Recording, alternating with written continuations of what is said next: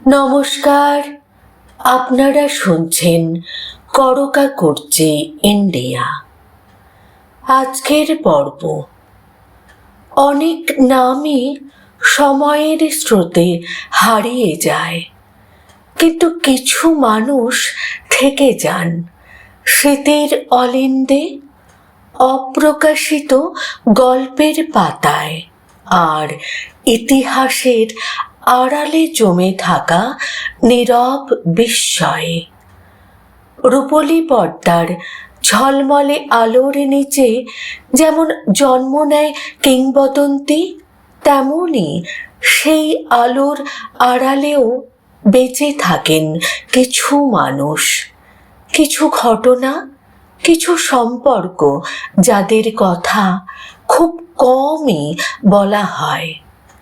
সেই সব বিস্মৃত কাহিনী, অজানা মানুষদের অনুচ্চারিত ইতিহাস আর বাংলা চলচ্চিত্রের স্বর্ণযুগের হারিয়ে যাওয়া মুহূর্তগুলোকে নতুন করে স্পর্শ করার প্রয়াসে আপনাদের স্বাগত জানাই করকা করছে ইন্ডিয়া।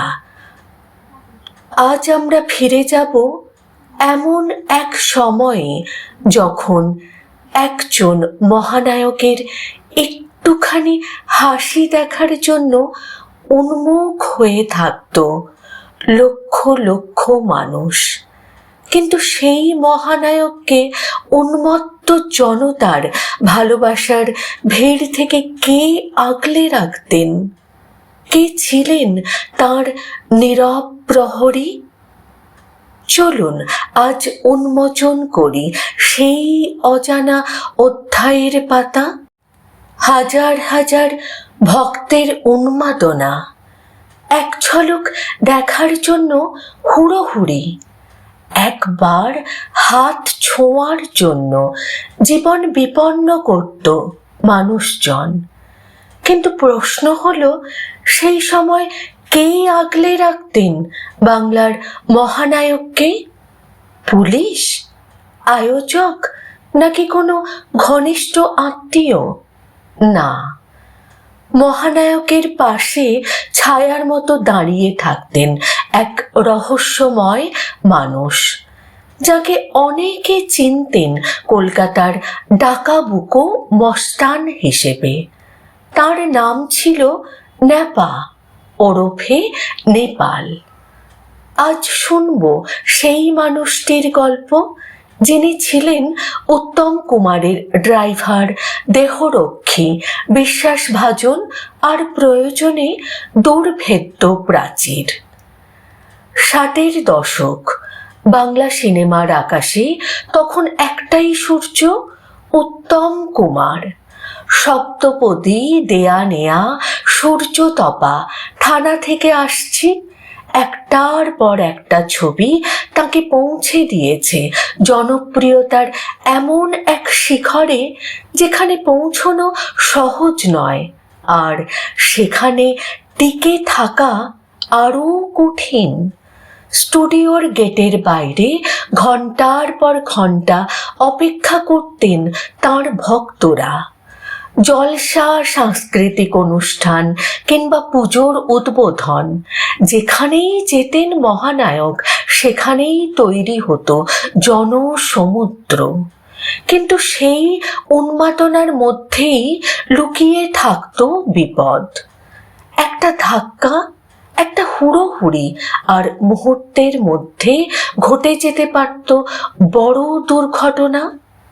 সেই কঠিন মুহূর্তগুলোতেই সামনে এসে দাঁড়াতেন ন্যাপা। লম্বা, পেশিবহুল শরীর, চোখে তীক্ষ্ণ সতর্কতা, ভিড় ঠেলে দুহাত প্রসারিত করে আগলে রাখতেন তাঁর প্রিয় মানুষটিকে। শোনা যায় হাজরা মোড়ে একদিন সিগন্যালে দাঁড়িয়েছিল উত্তম কুমারের গাড়ি। কালো সানগ্লাস পরে বসেছিলেন মহানায়ক। হয়তো একটু বাতাস নেওয়ার জন্য নামিয়েছিলেন জানালার কাচ, আর তারপরেই চারিদিক থেকে ছুটে আসে মানুষজন, মুহূর্তের মধ্যে গাড়ি ঘিরে ফেলে শত শত ভক্ত। কেউ হাত ছুঁতে চান, কেউ অটোগ্রাফ, কেউ শুধু একবার কাছ থেকে দেখতে চান তাকে। এই অবস্থায় সামনে আসেন ন্যাপা। একদিকে ভক্তদের যেন আঘাত না লাগে, অন্যদিকে মহানায়কের গায়েও যেন আঁচড়টি না পড়ে। অবশেষে ভিড় সরিয়ে গাড়িকে নিয়ে ছুটে যান ইন্দ্রপুরী স্টুডিওর দিকে। এমন ঘটনা নাকি ঘটত প্রায়ই, আর প্রতিবারই মহানায়কের ভরসা ছিলেন একজনই, ন্যাপা। তবে শুধুই কি ভক্তদের ভিড়?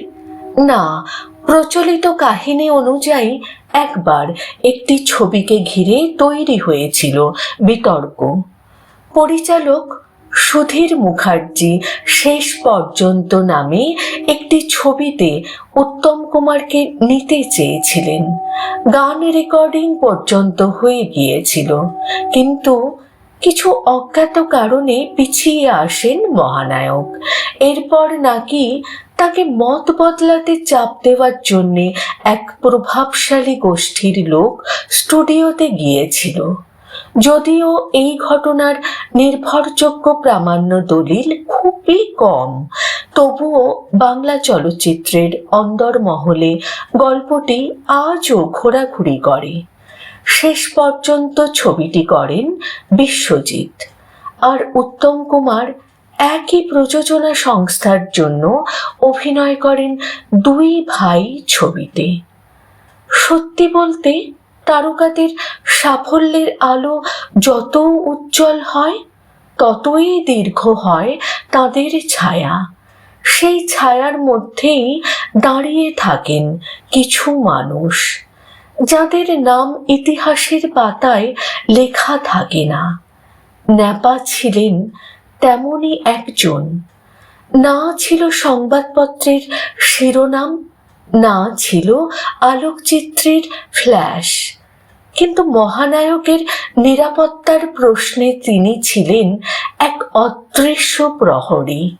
সম্ভবত এ কারণেই উত্তম কুমারের জীবনের বহু অনুচ্চারিত গল্পে আজও ফিরে আসে একটি নাম, ন্যাপা। তারকারা আকাশে জ্বলজ্বল করেন, কিন্তু তাদের আলোকে রক্ষা করার জন্য পৃথিবীতে কিছু নীরব মানুষও থাকেন।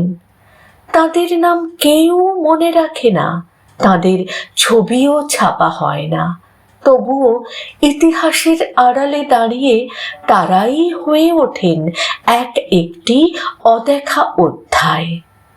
মহানায়ক উত্তম কুমারের জীবনে ন্যাপা ছিলেন সেই অদেখা অধ্যায়ের এক উজ্জ্বল নাম। আপনাদের কি মনে হয়, মহানায়কের জীবনের এই অজানা গল্প আপনারা আগে জানতেন? কমেন্টে অবশ্যই লিখে জানাবেন। ভালো লাগলে ভিডিওটি লাইক করবেন, বন্ধুদের সঙ্গে শেয়ার করবেন, আর বাংলা চলচ্চিত্রের এমন আরও দুর্লভ ইতিহাস জানতে অবশ্যই সাবস্ক্রাইব করতে ভুলবেন না আমাদের এই চ্যানেলটিকে, করকা কুর্চি ইন্ডিয়া। কারণ রূপলী পর্দার সামনে আমরা যা দেখি তার চেয়েও অনেক বেশি গল্প লুকিয়ে থাকে রূপলী পর্দার অন্তরালে। উত্তমকে আগলে রাখা সেই মস্তান, মহানায়কের ছায়া সঙ্গী ন্যাপা।